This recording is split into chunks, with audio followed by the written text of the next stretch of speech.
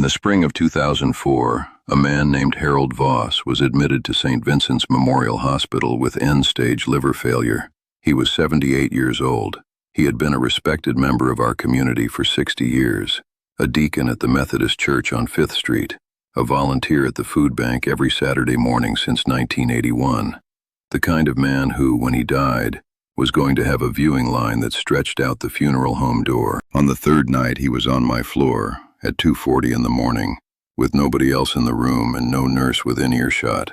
Harold Voss looked me in the eye and told me he had killed a girl in 1973.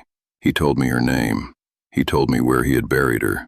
And he told me that he had been waiting 51 years for somebody to make him say it out loud. I am the only person on this earth he ever told. He died 90 minutes later. His funeral was 3 days after that, and 400 people attended, and the pastor called him a man of unblemished character. His widow received a folded flag from the veterans of foreign wars.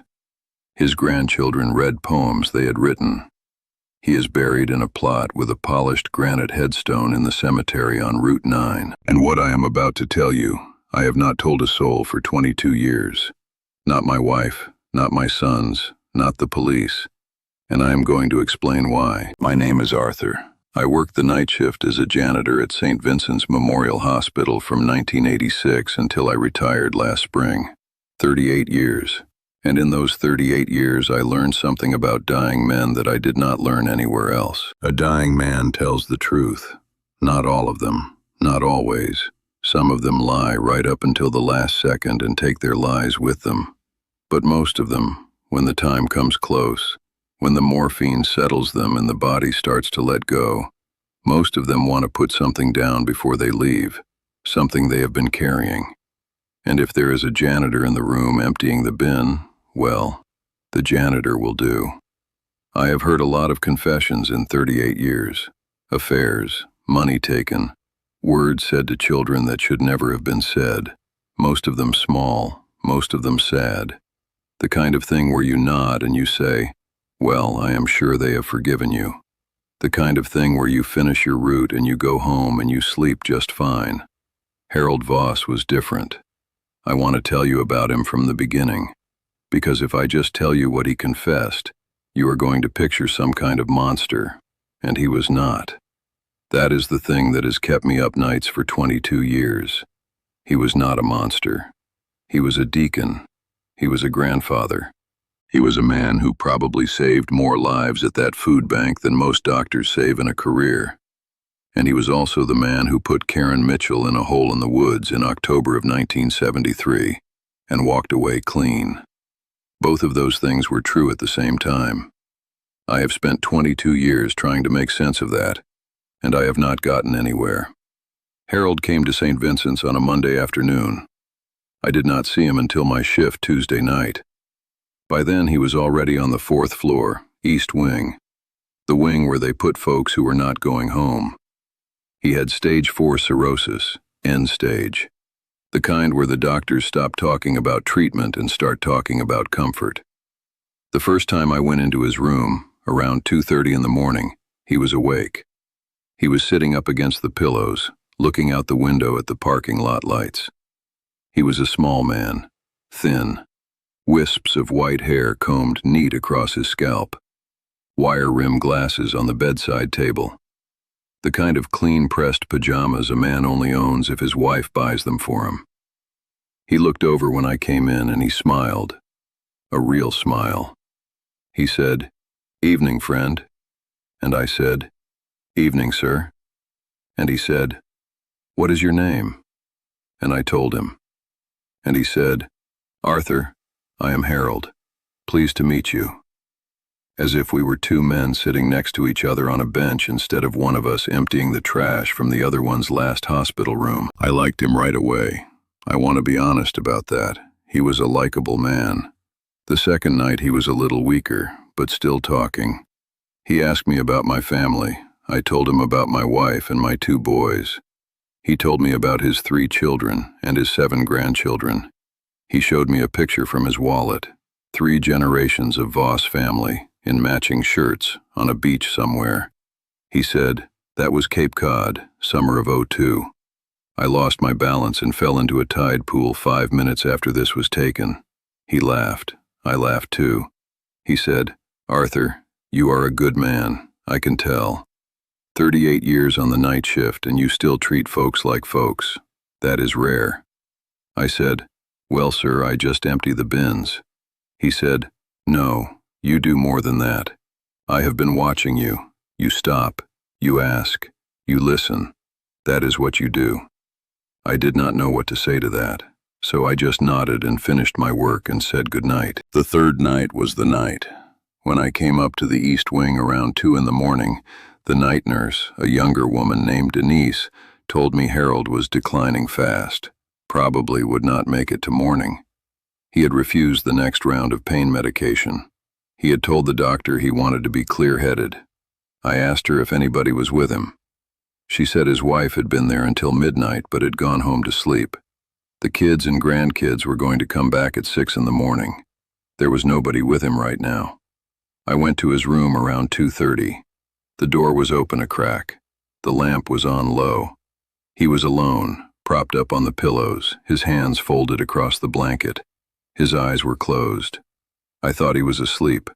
I started to back out. He said, "Arthur, come in." I came in. I said, "Evening, Mr. Voss. I will be quick." He said, "No, take your time. Sit down a minute." There was a chair beside his bed.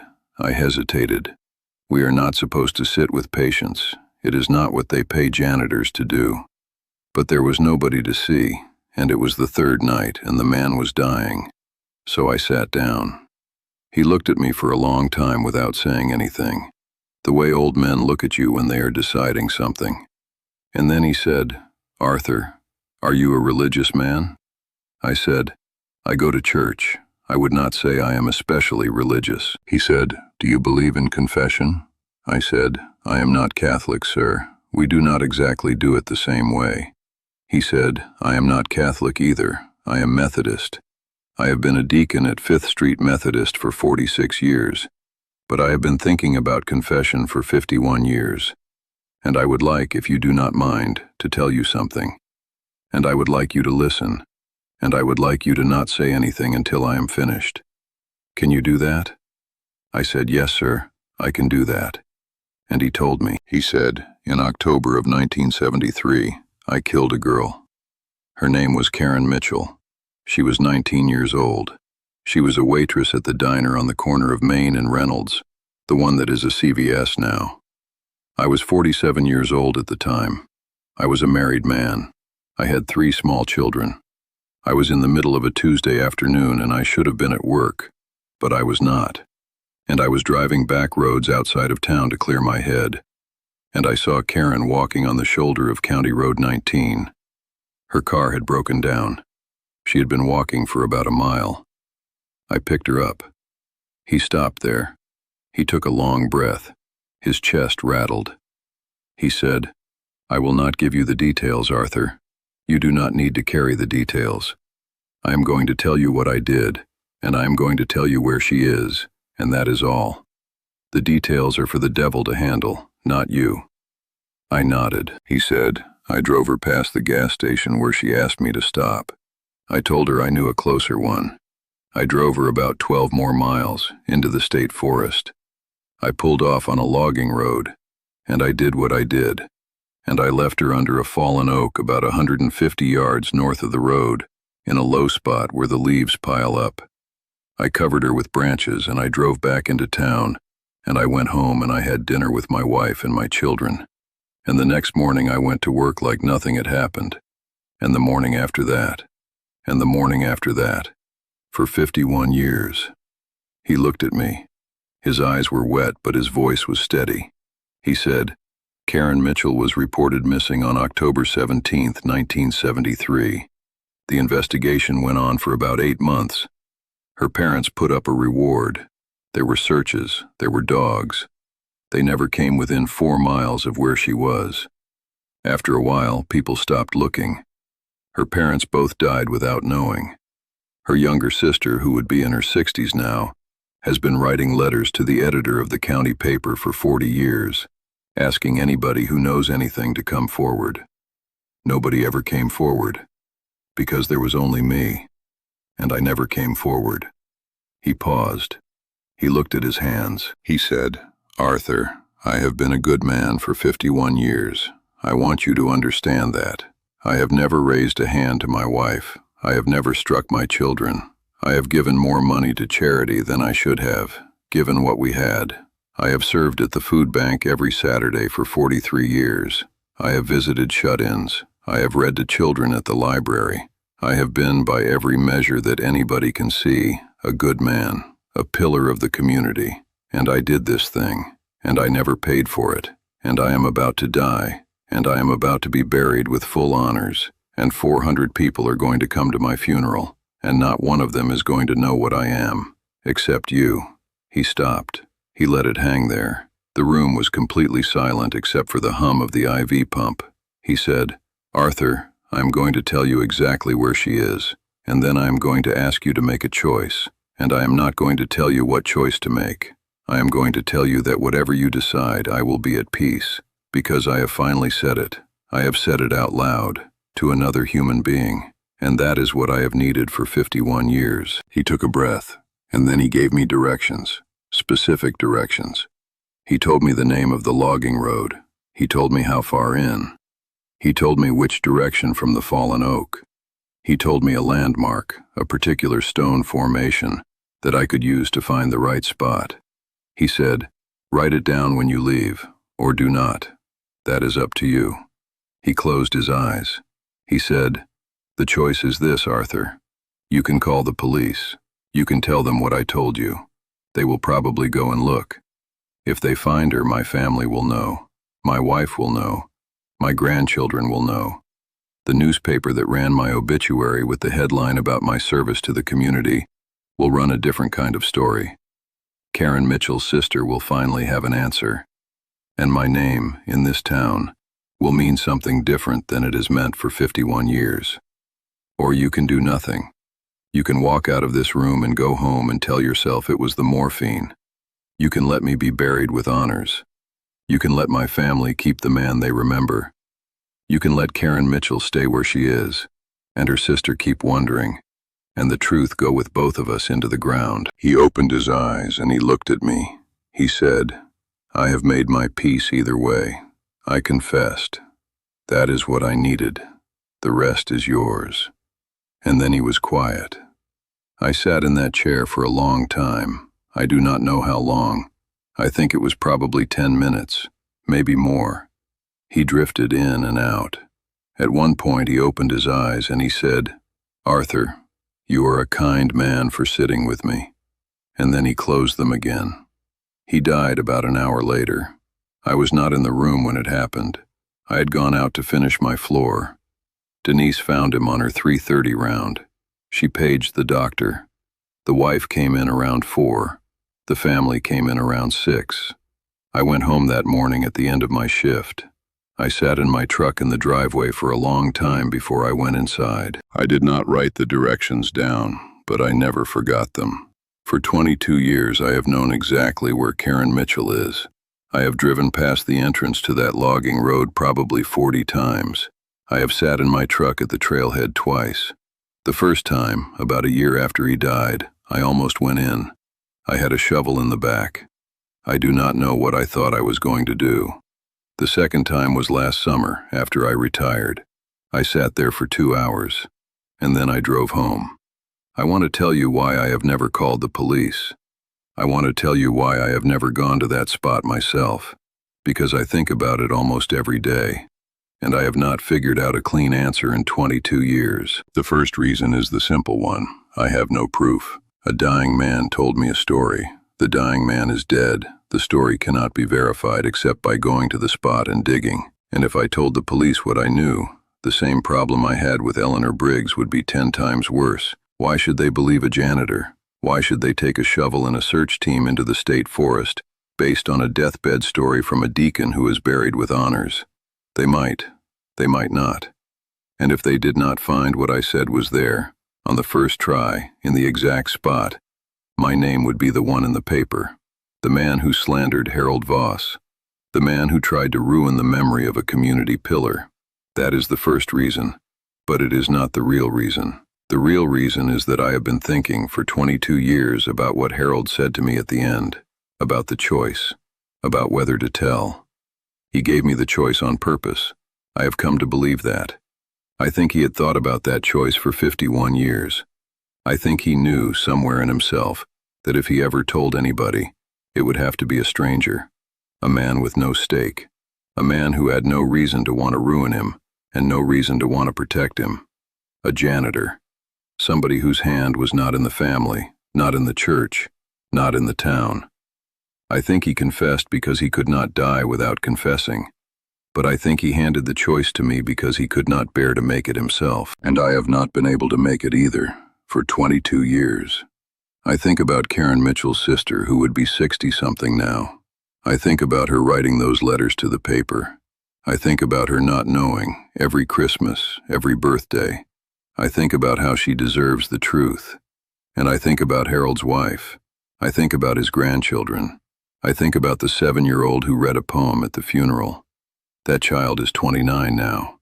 I think about what it would do to her to find out what her grandfather was, to have to revise every memory, to wonder if any of it was real.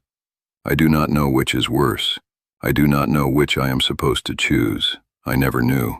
But I am 74 years old now, and I am running out of years to not know. So I am putting it here. I am telling this story. I am telling it without the names of the road and the landmark and the direction from the oak. I am telling it without enough information for anybody to find Karen Mitchell from what I am saying, because I am still not ready to make the choice. But I will tell you this. I have written down the directions. I wrote them down last month, 22 years after he told them to me. I wrote them down on a piece of paper, and I sealed the paper in an envelope, and I put the envelope in a safe deposit box at my bank. And I told my older son, who is 51 years old and a serious man, that the envelope is there. And I told him that when I die, he is to open it, and he is to read what is inside, and he is to decide, with the wisdom of his own conscience, what to do with it. I have passed the choice to him, the way Harold passed it to me. Maybe that is a coward's way out. Maybe it is. I do not know anymore. I will tell you one more thing. Last summer, when I sat in my truck at the trailhead for 2 hours, I rolled the window down at one point. The forest was quiet. Birds, wind, the ordinary sounds of an ordinary place where nothing happened. And I thought about what Harold said at the very end, before he closed his eyes for the last time. I have not told you that part yet. He said it after the directions, after the choice, after he told me he had made his peace. He said, "Arthur, there is one more thing I should say." I waited. He said, "I do not know if Karen was the only one. I would like to tell you she was. I have told myself for 51 years that she was. But I am dying, and I am trying to be honest, and the truth is, I am not sure. There was a year, between 1976 and 1977, that I lost some time. I do not know what happened in that year. There are gaps. I have memories that do not fit together. I have woken up some mornings, in those years, with mud on my boots that I could not account for." He said, "I am telling you this because I owe it to you to tell you the worst of it. I do not know what is in those gaps. I have never known. I am going to die not knowing." And he said, "The directions I gave you are for Karen. I do not have directions for anyone else. If there was anyone else, I do not know where. I am sorry, Arthur. I am sorry for what I am putting in your head." That was the last full thing he said to me. I sat in my truck at the trailhead and I rolled the window down and I listened to the forest. And I thought, somewhere in these woods, somewhere in this county, maybe somewhere within 100 miles of where I am sitting, there might be more than Karen. There might be one. There might be 3. There might be a dozen. Or there might just be Karen and Harold's mind playing tricks on a dying man trying to be honest. I do not know. I will never know. The envelope is in the safe deposit box. My son has the key. When I die, he will read it, and he will decide.